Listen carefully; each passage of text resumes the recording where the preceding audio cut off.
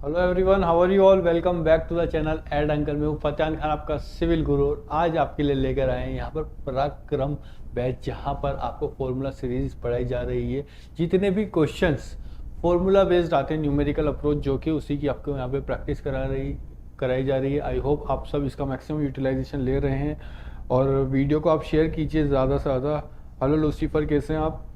ज़्यादा से ज़्यादा वीडियो को शेयर कीजिए और डिस्क्रिप्शन में आपको टेलीग्राम लिंक मिल जाएगा, आप वहाँ से टेलीग्राम ग्रुप भी ज्वाइन कीजिएगा। वीडियो के एंड में अभी पूरा लेक्चर आप देखिए, यहाँ पर न्यूमेरिकल क्वेश्चन मैं आपको कराने वाला हूँ। कल मैंने बात की थी न्यूटोनियन फ्लूइड के बारे में, न्यूटोनियन फ्लूइड क्या होता है, और उसके बाद आज हम बात करने वाले हैं नॉन न्यूटोनियन फ्लूइड के बारे में। दो कैटेगरी होती है हमारी रियल फ्लूइड्स की, न्यूटोनियन फ्लूइड और non Newtonian fluid. Newtonian fluid वो होता है जो फ्लूइड न्यूटन लॉ को फॉलो करता है, that is shear stress is proportional to rate of deformation, rate of shear deformation, और we can say velocity gradient।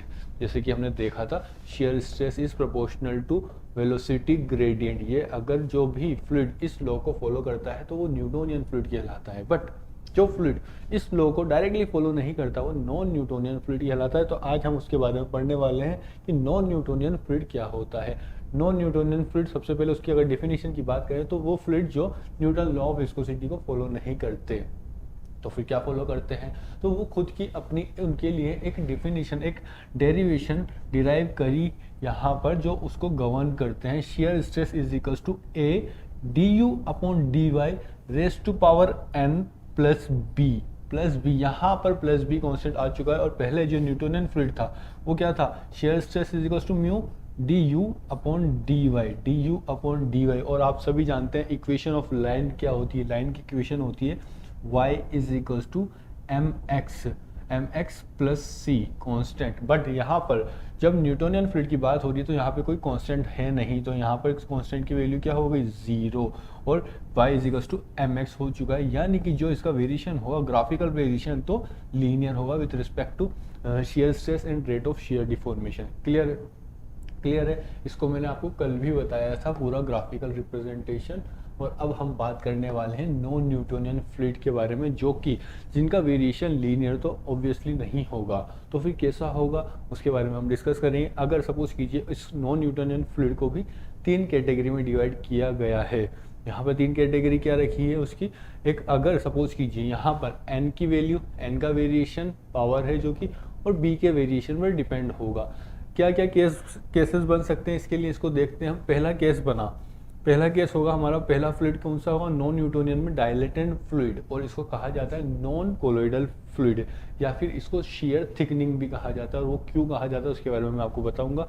यहाँ पर n की वैल्यू है ग्रेटर देन 1, यहाँ पर n की वैल्यू मोर देन 1, यानी कि इसकी viscosity with respect to the shear stress, जैसे जैसे शियर स्ट्रेस बढ़ रहा है, या फिर कह सकते हैं जैसे जैसे डिफॉर्मेशन हो रहा है, वैसे वैसे इसकी विस्कोसिटी बढ़ रही है। तो इसीलिए इस टाइप के फ्लूइड को कहते हैं shear thickening fluid. Shear thickening यानी कि पेस्ट गाढ़ा हो रहा है, डेंस हो रहा है। जैसे कि फॉर एग्जांपल अगर आपने पानी के अंदर शुगर सॉल्यूशन मिलाई, एक ग्लास के अंदर लिक्विड है और उसके अंदर शुगर भी है, और उसको अगर आप मिक्स करते हैं तो देखते हैं जैसे जैसे आपने शियर स्ट्रेस लगाया, उसमें वर्क किया, तो वो पानी डेंस हो जाएगा, क्योंकि शुगर का एक पेस्ट बन जाएगा और उसी के अंदर रहेगा, और डेंसिटी उसकी बढ़ जाएगी, और इस तरह से उसकी विस्कोसिटी भी बढ़ जाएगी। क्लियर है, एग्जाम्पल समझ में आया? और कोई एग्जाम्पल अगर आपके माइंड में आ रहा है तो आप बता सकते हैं। वैसे इसका एग्जाम्पल यहाँ पर लिख रहा है राइस स्टार्च, जो चावल का जो स्टार्च होता है वो भी इसी का एग्जाम्पल होता है। अब विस्कोसिटी बढ़ रही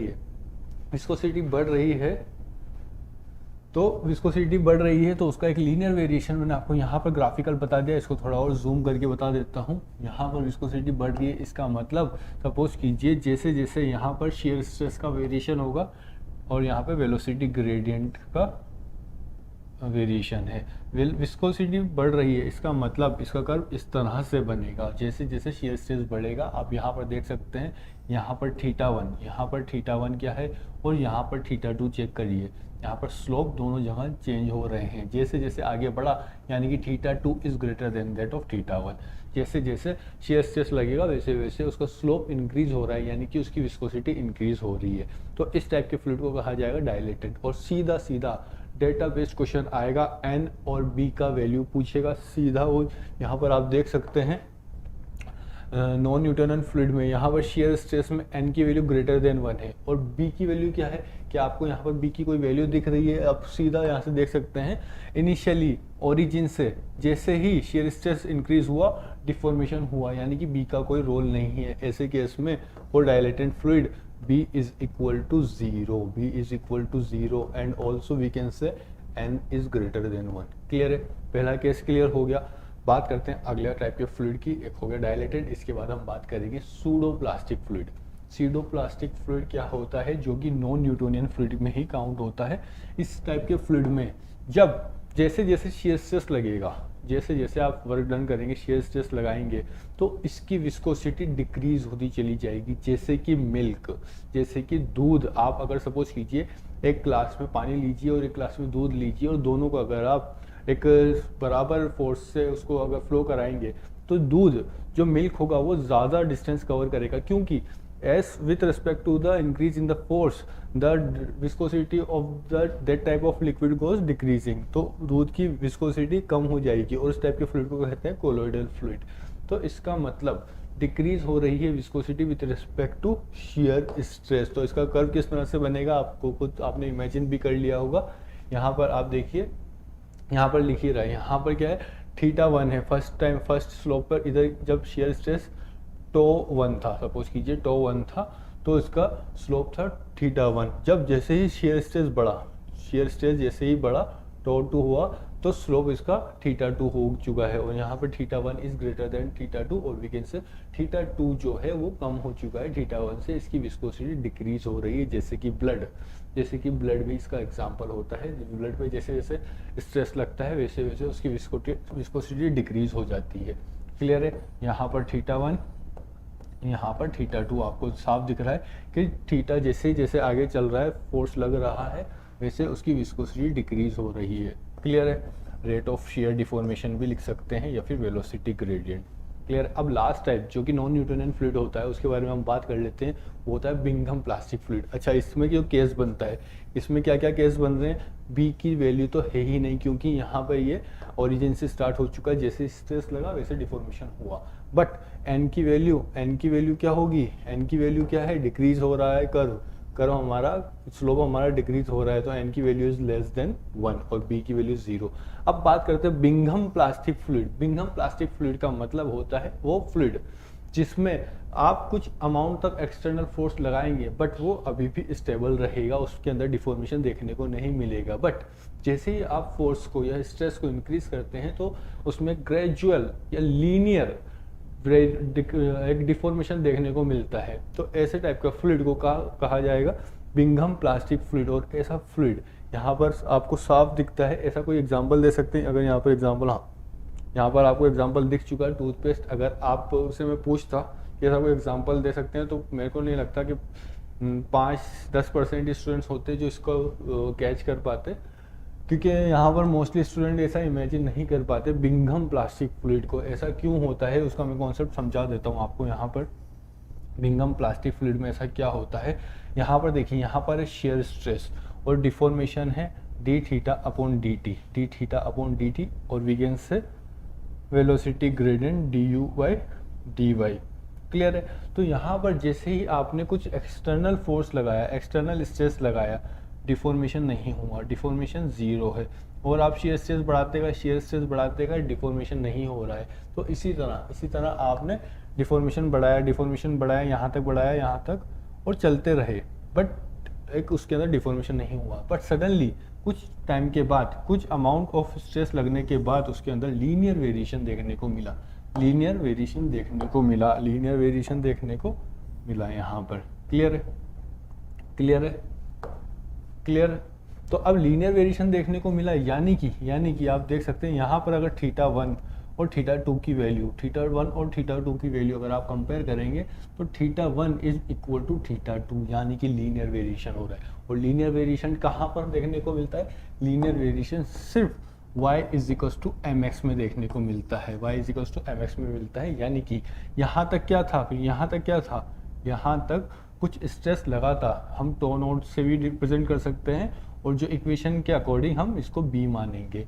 इसमें एक इनिशियल स्ट्रेस मान सकते हैं टो नोड, या फिर इसको b भी बोल सकते हैं विद रिस्पेक्ट टू द इस इक्वेशन क्या थी हमारे पास, shear stress is equals to A D you upon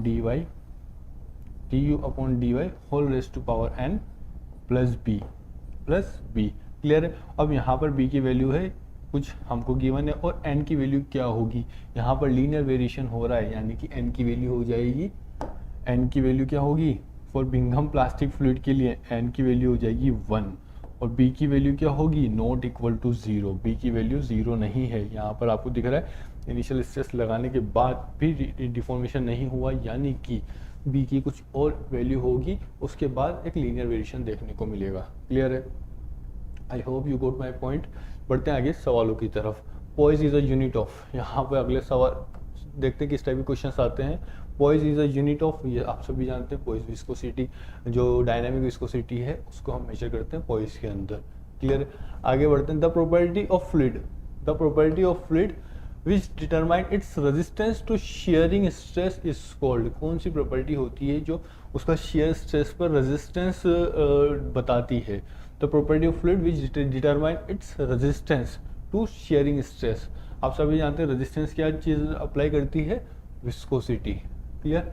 अगले सवाल की तरफ चलते हैं।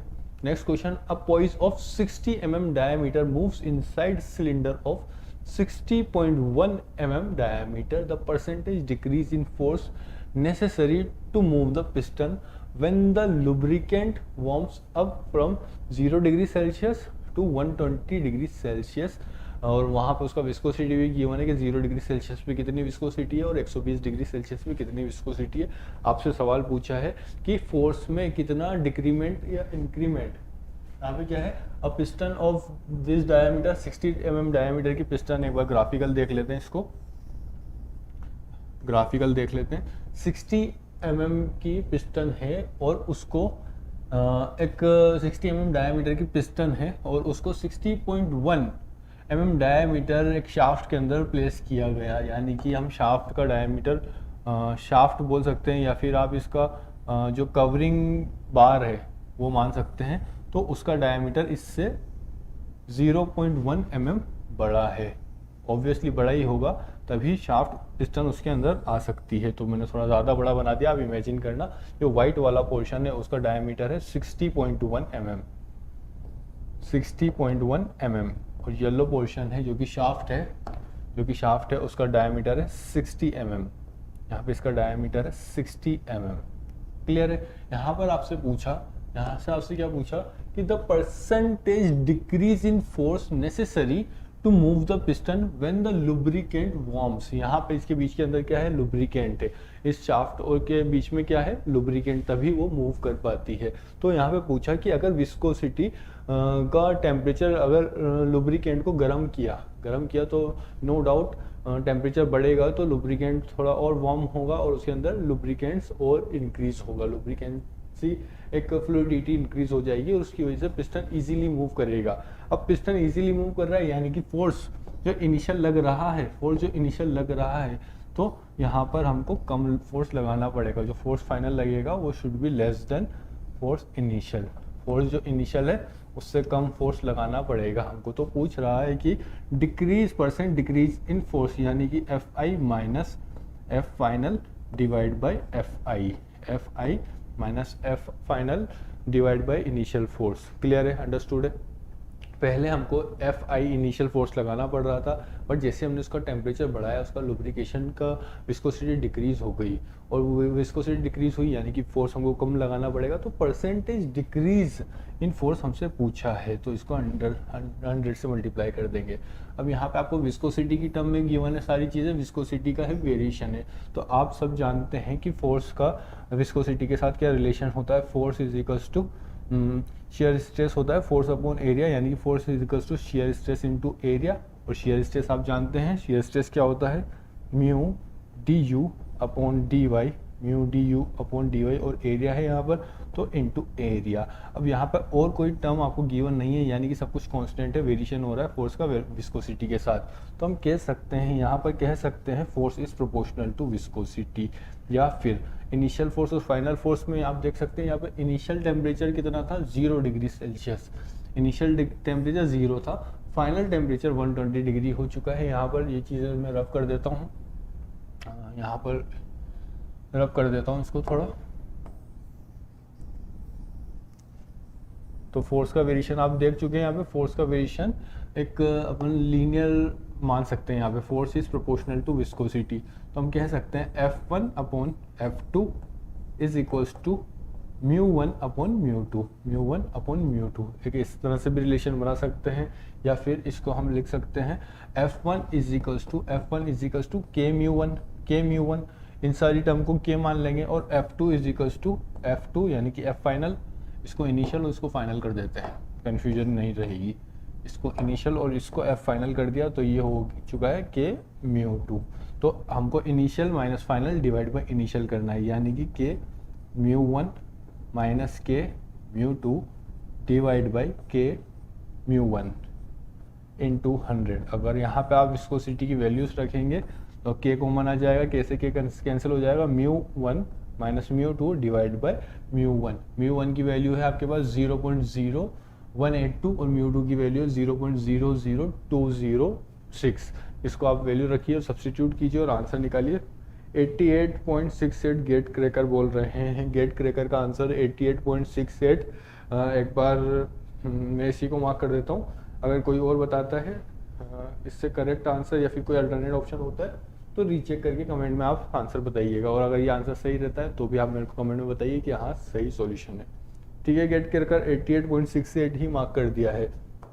ठीक है, तो इसी तरह के आप ये क्वेश्चन से आप इसको नोट कर लीजिए और सोल्व करने की कोशिश कीजिए। If the diameter of a capillary tube is double the capillary rice will be, उस पर राइस पे क्या इफेक्ट आएगा। और इसी तरह के हमारे नंबर ऑफ क्वेश्चन जैसे कि हमारे डेली चल रहे हैं, तो आप बने रहिए चैनल के साथ। और डिस्क्रिप्शन में आपको टेलीग्राम लिंक मिल जाएगा, सो वो भी आप ज्वाइन कर लीजिए ताकि आपको एक प्रैक्टिस के लिए और नंबर ऑफ क्वेश्चंस मिल सके। और अगर कोई डाउट आता है तो आप कमेंट में पूछ सकते हैं, या फिर आप कॉल भी कर सकते हैं। 24 आवर मेंटर्स अवेलेबल होते हैं, इस नंबर पे आपको मिल जाएगा, डिस्क्रिप्शन में भी गिवन है, तो आप वहाँ भी पूछ सकते हैं कोई डाउट होता है। ठीक है, तो फिर आज की क्लास यहीं एंड करते हैं। Wish you all the best for your preparation. Do like, share and subscribe the channel, और टेलीग्राम लिंक यहाँ पर आपको जो मिल रहा है उसको टेलीग्राम ग्रुप जरूर से ज्वाइन कीजिएगा। Thank you everyone.